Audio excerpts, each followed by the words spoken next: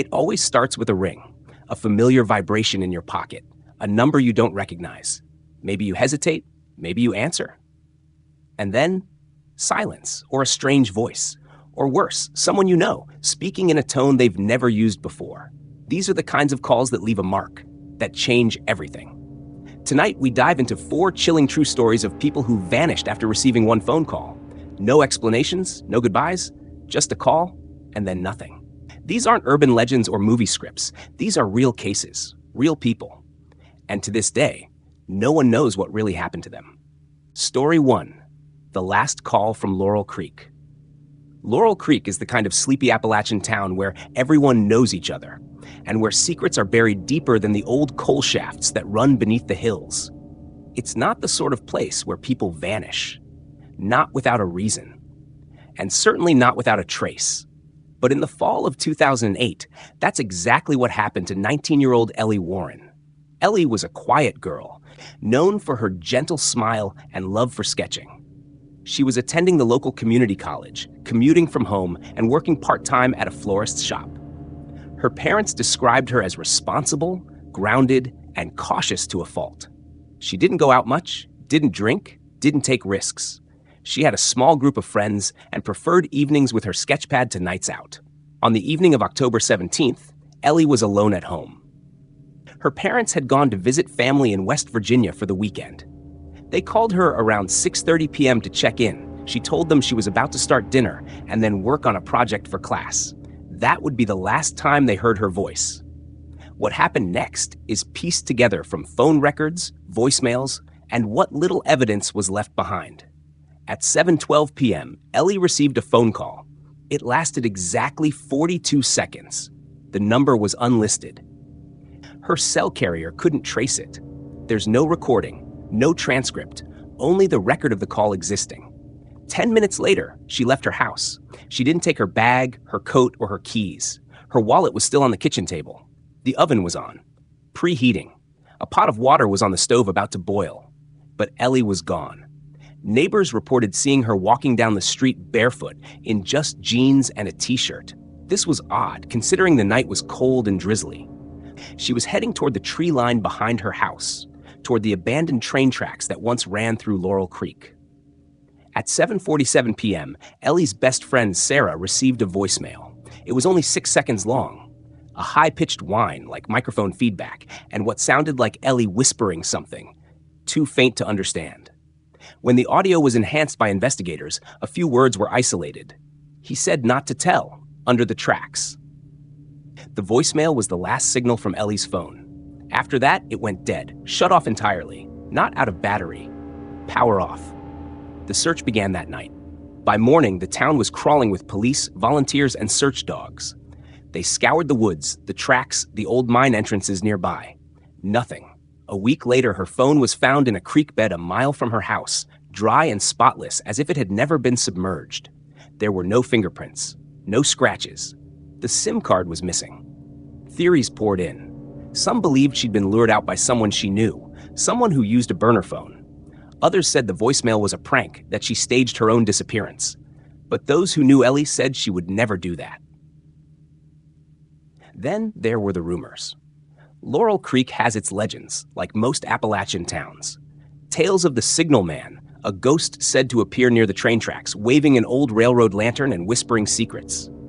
Or the Phone Booth Girl, a local urban legend about a girl who vanished after making a call from a phone booth that no longer exists. Old stories, meant to scare kids. But after Ellie vanished, something strange started happening. 3 different people reported getting calls from Ellie's number, weeks after she was gone. Each call was brief, a click, a sigh. In one instance, a man said he heard someone whisper, "I'm underneath." Police dismissed them as hoaxes, phone spoofing, sick jokes. But Sarah got one too. This time the voice was clearer. "Don't let him call again." And then, nothing. Eventually, the case went cold. No body, no evidence, just the call, the voicemail, the silence. In 2017, nearly a decade later, a new development emerged. A hiker exploring the overgrown area near the old tracks found a locket. Inside was a photo of Ellie as a child, along with a pressed daisy, her favorite flower. The locket was rusted shut, like it had been exposed to the elements for years, but the photo inside was pristine.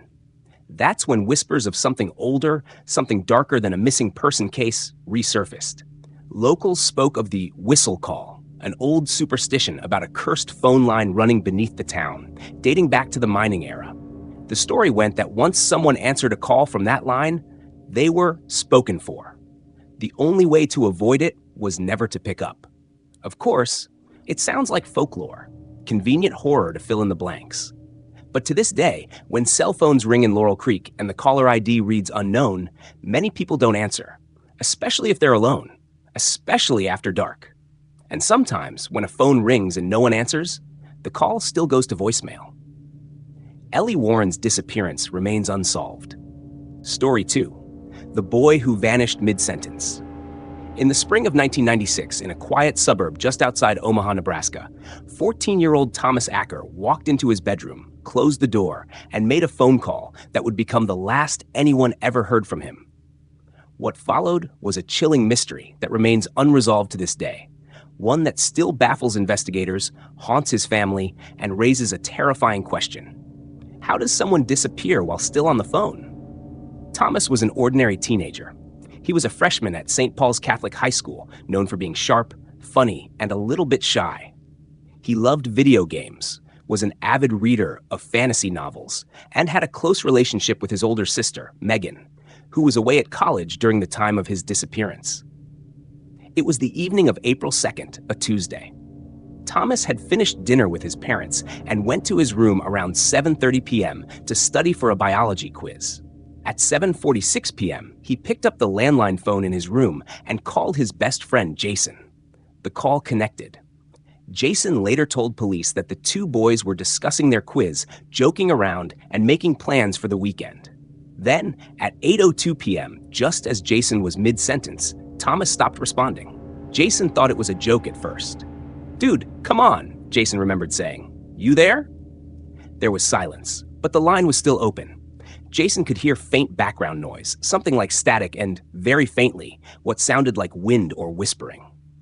He stayed on the line for over a minute, calling Thomas's name before hanging up and calling back. No answer. Worried, Jason called Thomas's parents. They knocked on his door, but there was no response. When they entered the room, Thomas was gone. The phone was lying on the carpet next to the bed, still warm. The biology textbook was open, a pencil on the page. His sneakers were still by the foot of the bed, but his coat was missing. The window was closed. No signs of a struggle, no signs he had planned to leave. His parents immediately contacted police. A search began within the hour, extending to the neighborhood, nearby woods, and public areas. Dogs were brought in, helicopters, volunteers. There was nothing. No one had seen him leave the house. No one saw him on the streets. No one heard anything out of the ordinary. Jason's testimony about the call was treated with skepticism at first, but phone records confirmed that the line had remained active for 1 minute and 36 seconds after Thomas stopped speaking. Police brought in audio experts to enhance what Jason had heard in the background. They picked up something strange, a faint clicking sound, repeating at irregular intervals, and something that resembled whispering in a language no one could identify. When Jason was asked what he remembered most clearly about the last few moments, he said this: "It wasn't just silence. I swear I could hear breathing, like someone was standing right next to the phone. But it wasn't Thomas. It was slower, raspier, and it kept going even after I hung up." Investigators explored all possible explanations: abduction, runaway, suicide, but nothing fit. Thomas had left no note. He had no known issues at home. There was no online activity suggesting he was planning anything unusual, and without any physical evidence, the case stalled. 2 years later, in 1998, the Ackers received a phone call at 3:14 a.m. The caller ID read, "Unavailable." Thomas's mother picked it up, and what she heard made her collapse to the floor. It was Thomas's voice. "Mom?" he said. Then static. She screamed into the receiver, asking where he was, begging him to come home. But the line went dead. The call was traced, but only to a public phone booth in another state. When police arrived, it was empty. The booth hadn't been operational in over 5 years. That incident prompted a reinvestigation. A new detective on the case uncovered something that had been missed the first time around. In the year prior to his disappearance, Thomas had been drawing strange diagrams in his school notebooks, symbols that resembled old runes, spirals, and what looked like maps. One sketch in particular showed a room labeled "Place Between Calls," with a tiny figure standing alone in the center. His parents had assumed it was some fantasy story idea, but now they weren't so sure. Then came the other phone calls. Two classmates of Thomas's reported getting missed calls from his old number years after it had been disconnected. When one of them tried to call back, the line rang 5 times, then played a strange tone, followed by silence. In 2005, a podcast investigating unsolved disappearances picked up Thomas's case. After airing a deep dive episode, the host received a package in the mail with no return address. Inside was a burned CD labeled simply April. The audio file contained an eerie mix of white noise, looping wind sounds, and what appeared to be a voice speaking backwards. When reversed and slowed, a single phrase emerged clearly. He never hung up. To this day, the disappearance of Thomas Acker remains unsolved. No body, no sightings, no answers, just a phone call, a breath on the line, and a growing number of people who believe Thomas never really left his room that night. He just crossed into something else. Something that listens, waits, and sometimes calls back. Story 3, the last call from room 209. In October of 2010, a 32-year-old traveling salesman named David Klein checked into the Sunset Lodge Motel in rural Idaho. The motel was the kind of place most people only used out of necessity, a row of dimly lit rooms, buzzing neon sign out front, and a long-standing reputation among truckers and drifters as cheap but cursed. David had been driving from Portland to Salt Lake City on a business trip. A sudden snowstorm hit hard around 7:30 p.m., forcing him off the highway. He pulled into Sunset Lodge just before 8 p.m. and was assigned room 209. Security footage confirmed this. He was alone, calm, carrying one suitcase and a backpack. He spoke briefly with the clerk, declined housekeeping, and paid for 2 nights in advance. That was the last time anyone saw him. At 10:13 p.m., David's wife, Laura, received a phone call from his number. She had been expecting him to call hours earlier. She answered on the first ring. At first, it was just static. Then, through the fuzz, came David's voice. But something was off. He was whispering. "Laura," he said, "don't talk. Just listen. They know I checked in. They're outside the walls. I didn't knock. I didn't open the door. I swear I didn't." The line cut out. Laura tried to call back. No answer. She kept trying for the next 45 minutes before calling the police. When local deputies arrived at the motel around midnight, the door to room 209 was locked from the inside. The clerk said no one had seen David leave or enter since check-in. No one had heard anything unusual. They used a master key. The room was empty. Completely empty. No suitcase. No clothes. No sign of anyone having ever been there, except for a single indentation on the bed, as if someone had been sitting on the edge. And the phone was off the hook, lying on the floor. Investigators were baffled. The motel's security system had blind spots, but what footage they had showed no sign of David leaving the premises. His car was still in the parking lot, undisturbed. His wallet was in the glove compartment. The motel clerk insisted no one else had checked into the surrounding rooms that night. But later, when police pulled the registry log, they discovered something strange. Room 210, the room adjacent to David's, had been rented that same night. But the signature was unreadable, just jagged lines across the page. When they opened room 210, it was in a state of total disarray. The bed frame had been torn from the wall. The mirror was shattered. The closet door was missing. Scratches, deep, gouging scratches, lined the inside of the bathroom walls. And on the ceiling, written in what appeared to be ash or soot, were the words, "He answered." Crime scene investigators found no fingerprints, no DNA, no sign of forced entry in either room. And despite every effort, David Klein was never found. In the weeks that followed, Laura received 3 more calls from David's number. Each came between 1 and 3 a.m. Each time, she heard a low, hollow breathing.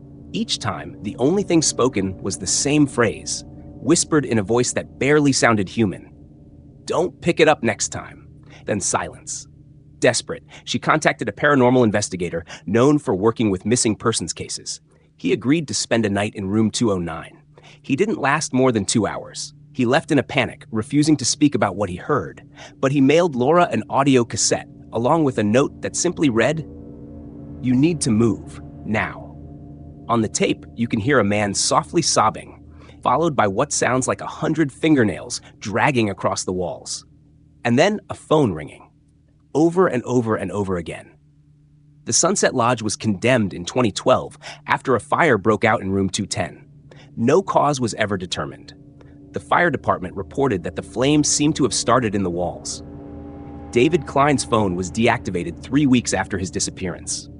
But even now, every October, Laura receives a call from an unknown number. The caller never speaks. But on the 7th ring, always the 7th, a voice whispers, "I never knocked. They just knew."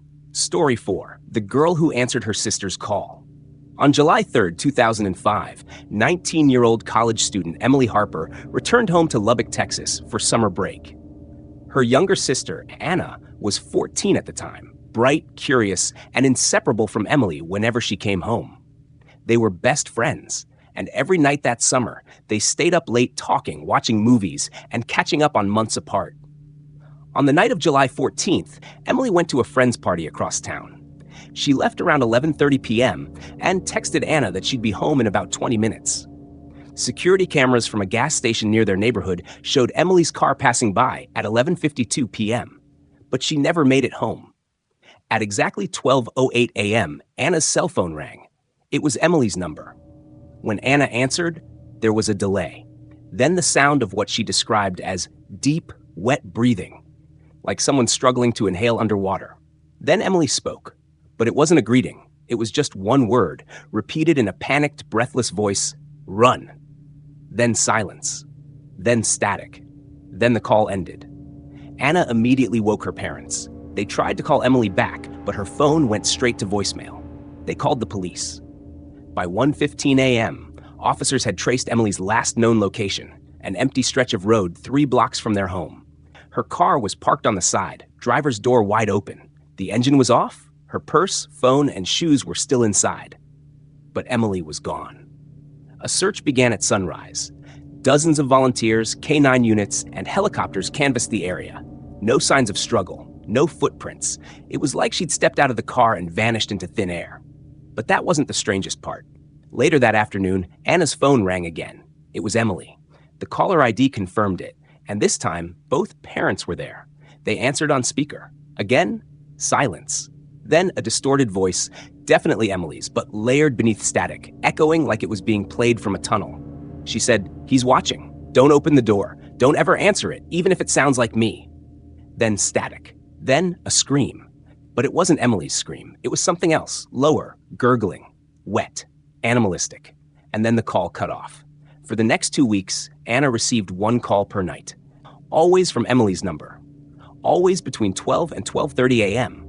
Each time, the messages became more cryptic. Sometimes she just sobbed. Sometimes she whispered in reverse. Sometimes she screamed numbers. 17, 17, 17. And once, chillingly, "Don't pick up on the 17th. That night, July 17th, Anna stayed up with her parents. They didn't answer the call. The next morning, the voicemail from that missed call played automatically. The recording was completely silent until the very end, when they heard a knock.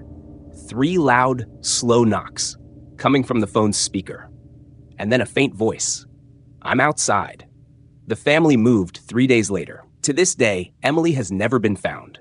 Her phone was discovered 2 years later, buried beneath a tree stump in a forest 30 miles away, wrapped in a strip of Emily's favorite flannel shirt. The battery was dead.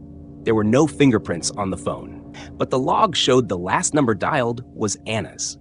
And strangest of all, according to the phone records, that final call had originated from inside the Harper family's house, in the guest bedroom, the one Emily used when she came home. Now, nearly 20 years later, Anna still receives a call every July 14th, always from an unlisted number, always at 12:08 a.m.